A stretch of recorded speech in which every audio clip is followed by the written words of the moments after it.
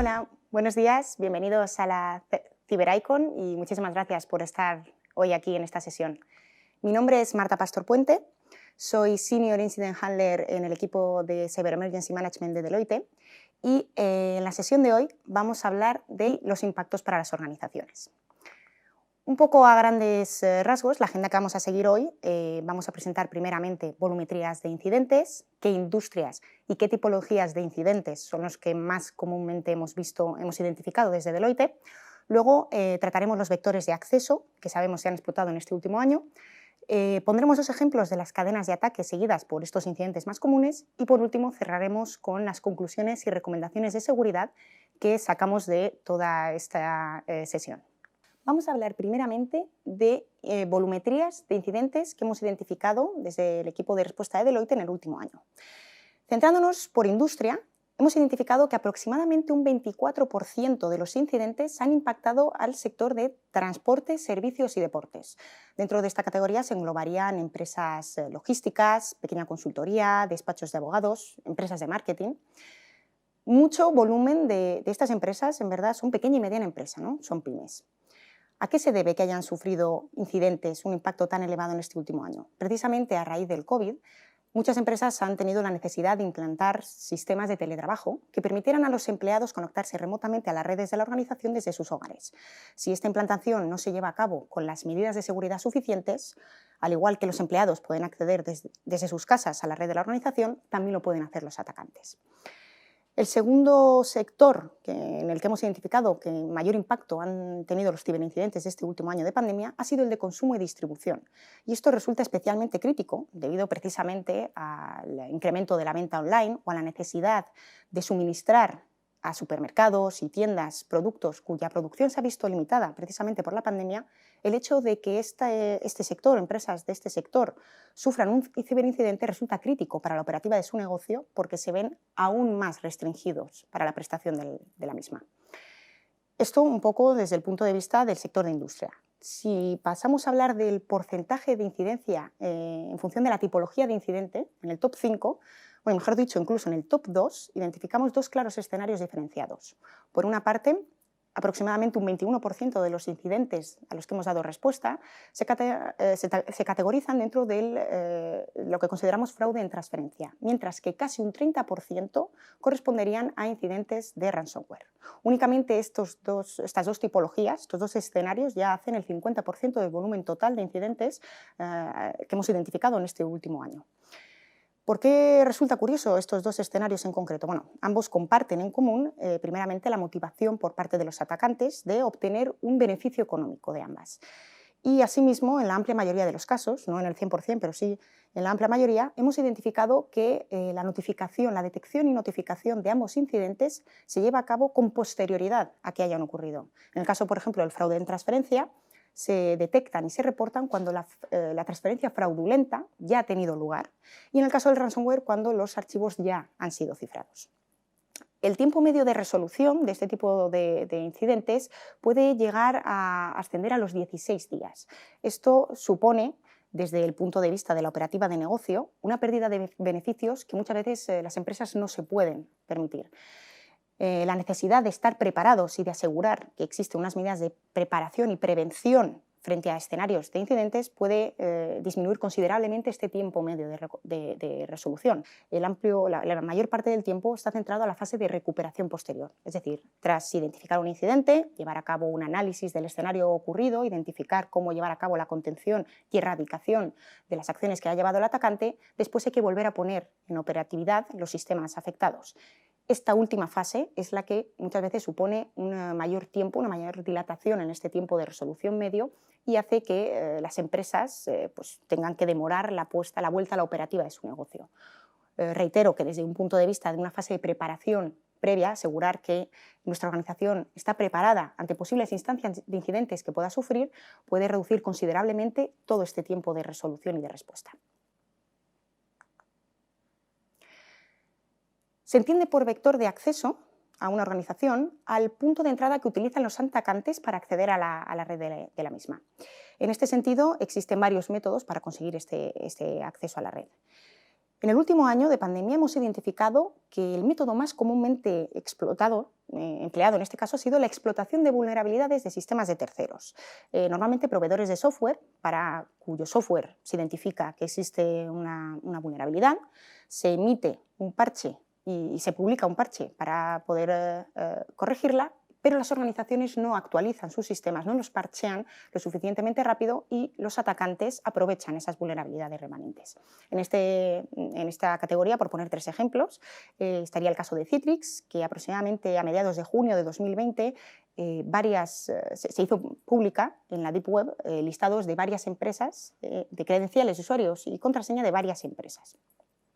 En el caso, por ejemplo, de FortiGate, la vulnerabilidad es un poco similar, también tiene que ver con la capacidad de extraer en texto plano credenciales de usuarios que utilizan el servicio VPN de FortiGate, pero en este caso la vulnerabilidad era una vulnerabilidad reportada en 2018 para la que en aquel entonces ya se había publicado, FortiGate ya había publicado un parche de seguridad. Y en noviembre de 2020 se hizo pública en la Deep Web un listado de casi 50.000 direcciones IP de sistemas que aún eran vulnerables a esta explotación de FortiGate. El hecho de que hayan pasado casi 2 años desde la publicación del parche de seguridad y las empresas no lo hayan, casi estas 50.000 direcciones IP no hubieran sido parcheadas, facilita a los atacantes un acceso remoto, sobre todo en estos tiempos, reitero, de pandemia, de teletrabajo, en la que las conexiones VPN están a la orden del día, y permite a los atacantes un acceso a la red de manera prácticamente trivial, porque además si se consigue escalar o ese acceso con una cuenta con privilegios de administrador, automáticamente ya podemos desplazarnos a otros sistemas de la red y hacer cualquier acción prácticamente que se nos ocurra. El último ejemplo de explotación de vulnerabilidades de terceros más reciente, reportada justo este pasado 2 de marzo, sería el del servidor Exchange, ¿no? Por el cual una combinación de 4 vulnerabilidades distintas permitirían a los atacantes conseguir acceso al servidor, instalar web shells para mantener persistencia en el mismo e incluso llegar a exfiltrar información que estuviera en los buzones de correo de este propio servicio Exchange. Entonces, resulta de vital importancia la aplicación lo antes posible, por supuesto siempre de forma planificada para evitar que impacte en la operativa de negocio, pero la aplicación de estos parches de seguridad que publican los proveedores de software para evitar que vulnerabilidades que puedan haberse identificado en los mismos lleguen a ser explotadas de manera exitosa por los atacantes. El segundo vector de acceso que hemos identificado más comúnmente explotado es un acceso remoto y legítimo por el protocolo de escritorio remoto, ¿no? Este protocolo, que viene por defecto en los sistemas Windows con versión Pro, permite a los usuarios de una organización poder conectarse remotamente a una dirección IP o a un nombre de máquina conocido, acceder al mismo y controlarlo, ¿no? Entonces, esto para muchas empresas que tuvieran, sobre todo pequeña y mediana empresa, que tuvieran sistemas en las oficinas o en las tiendas, sistemas físicos, un PC de torre, por ejemplo, el hecho de que sus empleados pudieran conectarse remotamente a los mismos desde sus hogares facilitaba el poder continuar con la operativa de negocio. ¿Qué ocurre? Que si estos sistemas se habilita este protocolo de escritorio remoto de forma pública a Internet sin la debida securización, al igual que los empleados pueden acceder, también lo pueden hacer los atacantes. Acceso a este servidor a través de RDP, por ejemplo, el servidor de ficheros de una empresa, y un posterior intento de explotación de credenciales por ataque de fuerza bruta, porque no se disponga de una política robusta de contraseñas, puede permitir al atacante conseguir acceso a esta máquina y, por ejemplo, cifrar los archivos que estuvieran ahí almacenados con mucha facilidad. Simplemente vector de acceso y acciones posteriores de cifrado. Y el tercer vector de acceso más comúnmente, y esto ha sido así a lo largo de todos los tiempos, es el robo de credenciales. Existen 2 formas principales de conseguir un robo de credenciales por parte de los usuarios. Por una parte tenemos el envío de correos de phishing, en los que se suplanta a algún proveedor, cliente o entidad reconocida por la víctima y se le insta a clicar en algún enlace o descargar algún archivo adjunto. Estos enlaces de phishing, por ejemplo, suelen redireccionar a páginas de login de Office 365, si sabemos que nuestra víctima utiliza Microsoft como proveedor de correo electrónico o Google, incluso entidades bancarias. De esta forma, los atacantes pueden, a través de un portal web falso, extraer las credenciales de los usuarios que intentan iniciar sesión en esos portales, que por supuesto fallan o posteriormente redireccionan a otra página para evitar ser descubiertos.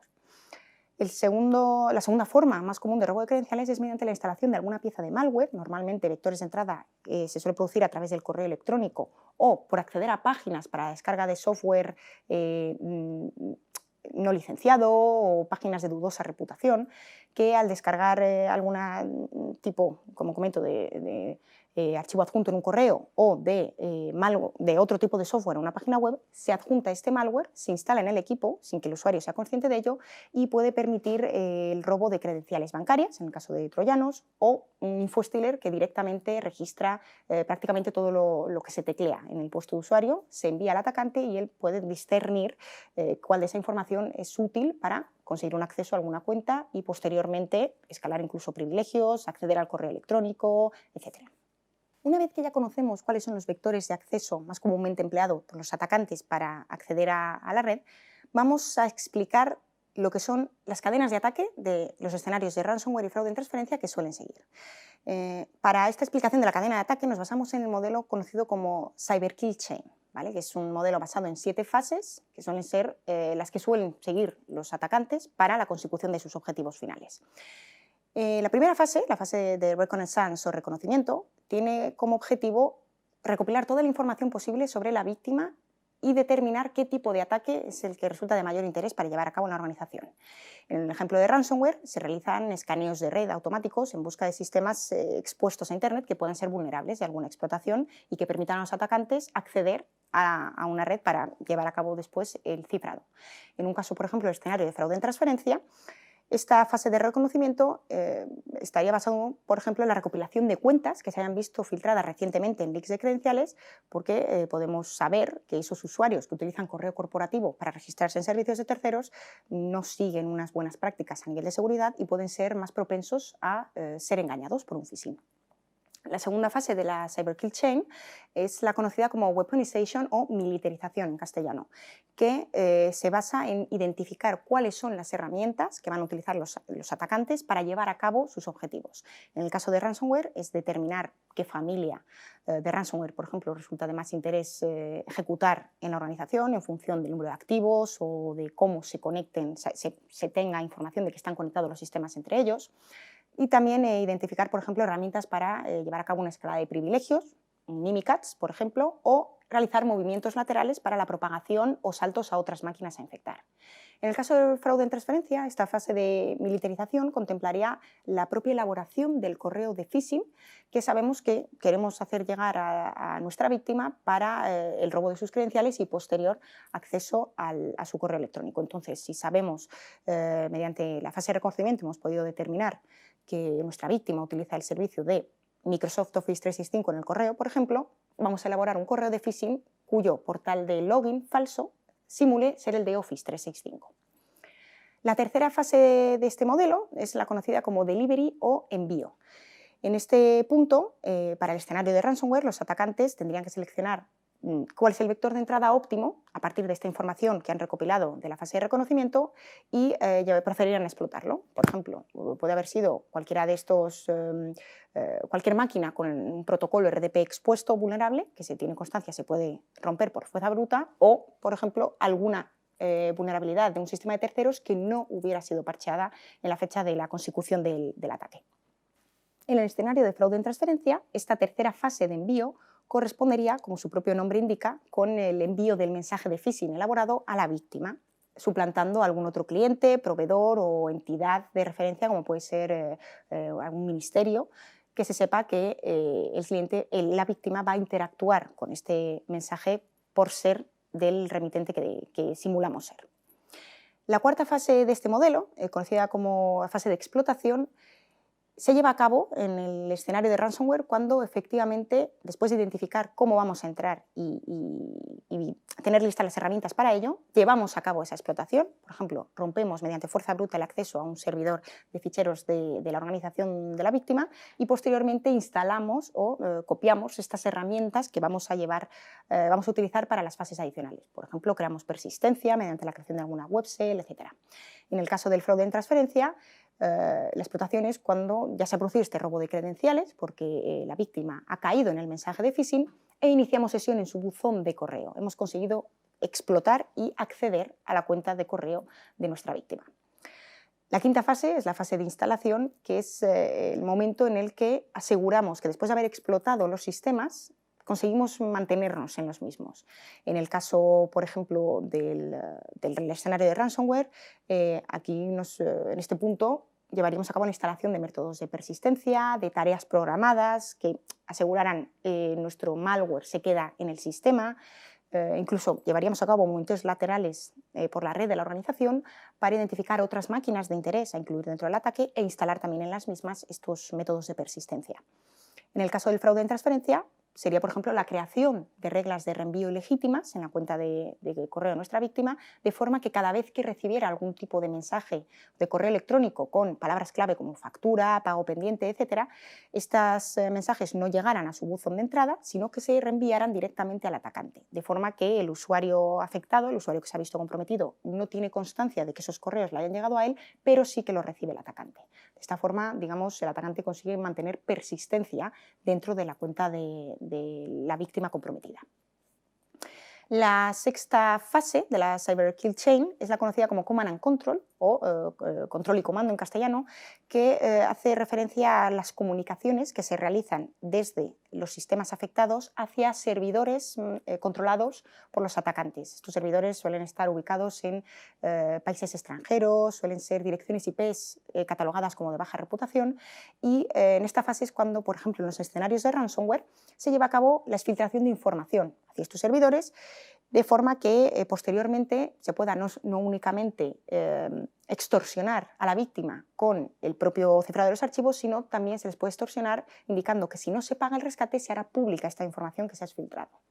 En el caso del fraude en transferencia, esta fase correspondería con esos inicios de sesión que puede estar realizando el atacante a sí mismo desde direcciones IP maliciosas, desde servidores de Command and Control, para asegurar que, por ejemplo, se eliminan mensajes que no se quiera que el usuario víctima pueda recibir en su correo, o se extrae información, se descarga alguna información adicional que pueda necesitar que pueda estar en el buzón de la víctima, para asegurar que la consecución del fraude es lo más exitosa posible. Y por último, nos encontramos con la séptima fase, conocida como la fase de acción en objetivos.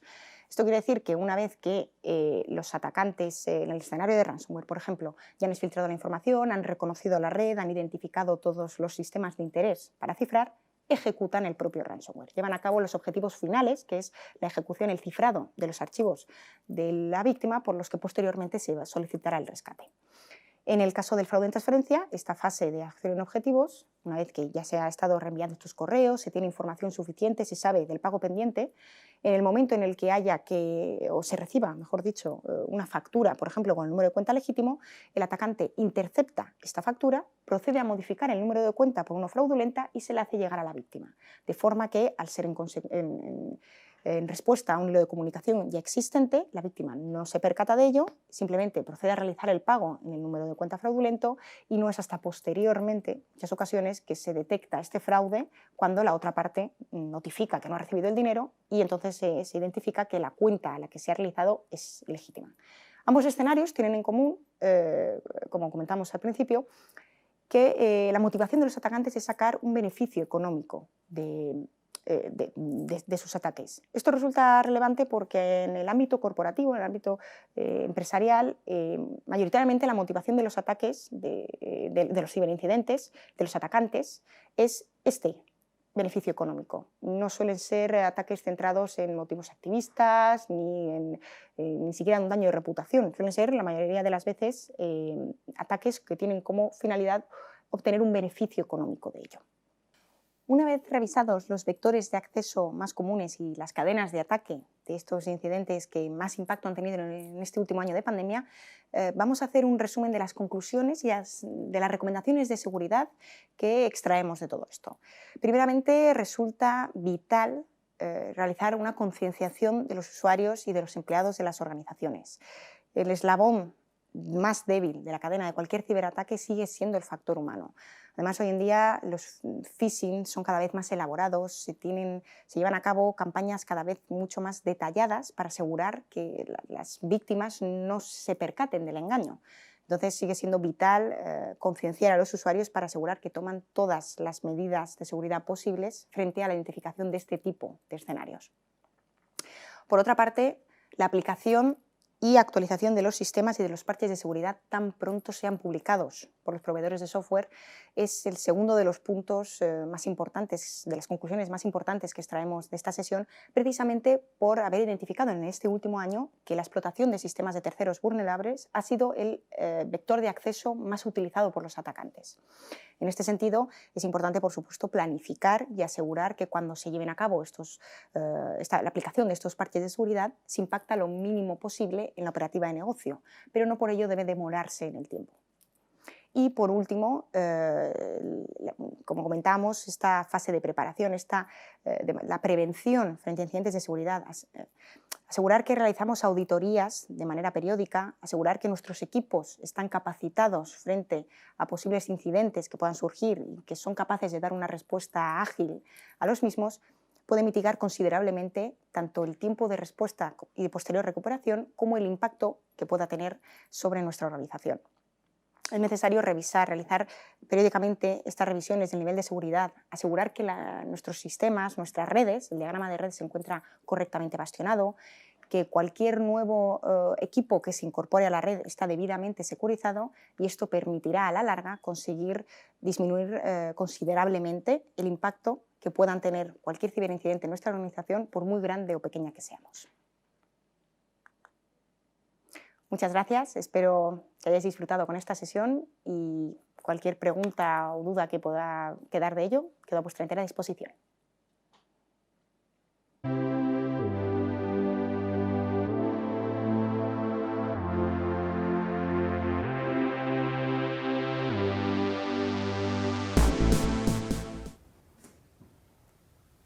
Muchas gracias, Marta. Me parece que ha sido una sesión muy interesante, con una temática además que no puede estar más de actualidad, con las noticias además que han salido últimamente.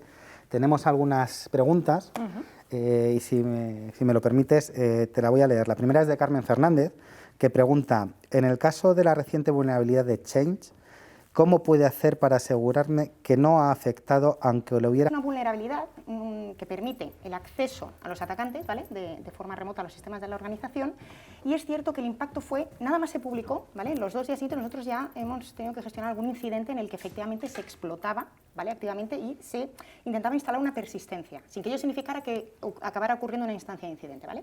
En este sentido, de manera proactiva, nosotros podemos parchear nuestros sistemas y decir, vale, ahora mismo sabemos que está contenido, si quisieran a partir de este momento explotarla ya no va a ser posible, pero tengo que hacer un ejercicio de threat hunting, ¿no? Lo que se conoce como un threat hunting o un compromise assessment, que es revisar si ya existía un compromiso previo a que yo aplicara el parcheo. Estamos hablando solamente de 3 días, ¿vale? Que igual lo único que ha ocurrido, como digo, es accedo, instalo una web shell de persistencia y me voy, y no hago ningún impacto adicional, ¿vale? Pero es importante revisar eso y no dar por hecho que el mero hecho de haber instalado o haber parcheado ya esa vulnerabilidad no va a permitir que potencialmente a futuro tenga impacto, ¿vale? Entonces, de manera proactiva, instalamos el parche, pero revisamos, nos aseguramos de que efectivamente no tuvo éxito esa explotación. Muchas gracias, Marta. La siguiente pregunta viene por parte de Alfredo Martínez, que nos dice si podrías dar alguna recomendación concreta para implementar en mis sistemas que ayude a mitigar la posibilidad de verme afectado por un ransomware. Vale. En el caso del ransomware, ¿vale? Sí que es cierto, y esto por ejemplo se puede aplicar tanto a nivel de empresa, a nivel de red corporativa, como incluso de red personal en nuestro hogar. Tenemos que intentar siempre seguir una política de mínimos privilegios. Es decir, si yo no necesito ser administrador de mi máquina, ya sea, como digo, en el trabajo en el ordenador del trabajo o en el ordenador de mi casa, vamos a usar normalmente una cuenta de usuario normal, ¿vale? Sin permiso de administrador. Y solamente cuando necesitemos hacer alguna acción, ¿vale? Iniciamos sesión con esta cuenta de administrador. ¿Esto qué permite? Que un ransomware, que por ejemplo hay muchos dirigidos a ordenadores personales que entran a través del correo electrónico, yo simplemente abro un adjunto que tiene el malware ya embebido, eso se ejecuta por detrás y si yo soy administrador de mi propio PC personal, va a hacer que se me cifre todo. Mientras que una cuenta de usuario tiene los permisos más restringidos y puede no llegar a tener impacto o que solamente se cifren unos archivos muy concretos, mucho más limitado que quedarme sin acceso a todo el equipo, ¿vale? Otro ejemplo es que asegurar que nuestros usuarios conocen las políticas de seguridad, es decir, que saben, son conocedores y que las llevan a cabo, las aplican y que de manera proactiva, reitero, es muy importante para prevenir y para mitigar la posibilidad de sufrir un incidente, lo más importante siempre es de manera proactiva preparar nuestro entorno, nuestra gente, nuestros sistemas y tecnologías para que en caso de que ocurra, nos ponemos siempre en el peor escenario de que ocurre, poder estar preparados y prevenidos para dar la respuesta lo antes posible. Entonces, si aseguramos que nuestra gente es capaz de, por ejemplo, tenemos campañas de concienciación que saben detectar campañas de phishing a través de correo electrónico, aseguramos que saben que no deben instalar o conectar USB, esos sistemas que no son claramente o proporcionados por la empresa o que son conocedores de su origen, de esta forma mitigamos mucho la posibilidad de que lleguen a infectarse, ¿vale? Y si además está todo bien bastionado, de manera periódica hacemos auditorías y revisamos que esos sistemas, como digo, se encuentran bien bastionados, la red está segmentada, el hecho de que un usuario pueda llegar a infectarse no va a hacer que se propague a toda la red, ¿vale? Entonces, la forma que tenemos de mitigar y de poder sufrir un ransomware es de manera proactiva tomar todas las medidas posibles para evitar que eso ocurra, ¿vale? Obviamente eso requiere un tiempo, un esfuerzo por parte de los empleados y una inversión que a veces que las organizaciones pues, no pueden permitirse o no están dispuestas a hacer, pero realmente a largo plazo, ¿vale? Por lo que hemos visto, el impacto se ve mitigado porque el coste-beneficio respecto a que yo lo sufra y suponga una pérdida de beneficios frente a que de manera proactiva implemente estas medidas y no lo llegue a sufrir es considerablemente sustancial. Muy interesante este enfoque que nos contaba Marta, de ser proactivos contra el ransomware, no esperar a sufrirlo, sino que podemos incluso en nuestra propia casa y en nuestra vida personal tomar ciertas medidas, por así decirlo, de aseo o de seguridad personal que nos van a ayudar a evadir o evitar que podamos sufrir un impacto por ransomware. Tenemos otra pregunta también de Alfredo, que nos dice: ¿cómo asegurar que no soy víctima de un fraude en transferencia? Vale, el fraude en transferencia en concreto es una tipología de incidente muy curiosa porque utiliza mucho la ingeniería social, ¿vale? Para engañar. En este sentido puede ser que yo tenga una relación, una comunicación con un proveedor, por ejemplo, respecto a un pago pendiente, ¿vale? El compromiso puede venir tanto por mi parte como por parte del proveedor. Lo cierto es que esa comunicación se ve interceptada, ¿vale? Y se suplanta una de las dos partes para conseguir que la otra realice la transferencia pendiente o un pago a un número de cuenta fraudulento, ¿vale? Aquí, ¿qué es importante tener en cuenta? No se toman normalmente para las comunicaciones por correo y en temas tan sensibles como puede ser la emisión de pagos o de facturas, no se toman las medidas de seguridad necesarias. Un ejemplo es cifrar todas nuestras facturas, por ejemplo, utilizar nuestra firma personal, un certificado digital de persona jurídica o incluso de persona física en caso de autónomos, que acredite que esa factura la hemos emitido nosotros, ¿vale? Ese tipo de medidas es cierto que pueden ser un poquito más tediosas a la hora de elaborar los documentos, de adjuntarlos al correo y demás, pero es una forma clara y sustancial de decir, todas mis facturas van siempre certificadas y firmadas con mi certificado. Si tú recibes una que no es, que no está firmada, tienes que contactar conmigo para que yo te acredite que realmente la he emitido yo, ¿vale? Y otra vía es establecer un protocolo de comunicación, por ejemplo, con nuestros proveedores, con todos los clientes, ¿vale? Darles nota de que cuando nosotros establecemos una relación comercial con ellos, en caso de que hagamos cualquier tipo de modificación de número de cuenta, de titular, de destinatario del pago, etcétera, siempre hay que hacer el doble factor de autenticación, podemos llamarlo, mediante llamada telefónica. Que nos llamen y nos confirmen, oye, realmente esto lo habéis solicitado vosotros, ¿verdad? Ok, tenemos doble check de dos personas distintas de la empresa, con potestad, por supuesto, para autorizarlo, y entonces procedemos a ello. De esta forma, además, nos evitamos que a nivel de responsabilidad puedan decir que es nuestra culpa el no haber tomado las medidas suficientes. Entonces, que la pérdida que ha derivado de, por ejemplo, como digo, un cliente que tenía que hacernos un pago, que hayan comprometido a nosotros o a la otra parte, eso es indiferente porque realmente el dinero lo pierde nuestro cliente, ¿vale? Y nos pueden decir que por no tomar nosotros las medidas necesarias para acreditar la identidad y asegurar que ese cambio era solicitado, puedan de alguna forma tomar responsabilidad contra nosotros. Entonces, de esta forma mitigamos que incluso, aunque llegue a pasar, nosotros hemos tomado todas las medidas necesarias para evitarlo y para mitigar el impacto. Muy importante cómo es fundamental el factor humano en la ciberseguridad que nos comenta Marta, y me gustaría hacerte una pregunta, esperando a ver si alguien pregunta algo más, y es la situación más complicada en la que te hayas visto, ¿qué es lo más difícil de tu trabajo? Vale, esto es muy interesante porque creo que lo más difícil, obviamente en el mundo de la respuesta ante incidentes, ¿vale? Donde hay afección a distintos sistemas y demás, hay que tener un conocimiento técnico bastante detallado para saber cómo analizar, cómo llegar a ciertas conclusiones, cómo ir tirando del hilo y definir líneas de investigación, ¿vale? Pero creo que lo más complejo es la parte de gestión, el momento en el que hay que entrar en una situación de estrés, de crisis, que el cliente y otros departamentos, incluso proveedores externos y demás, porque muchas veces hay involucrada mucha gente, se ven afectados y el gestionarles, creo que es con diferencia lo más difícil de todo este proceso. Pues muchas gracias, Marta, y muchas gracias a todos los que nos habéis acompañado en esta sesión.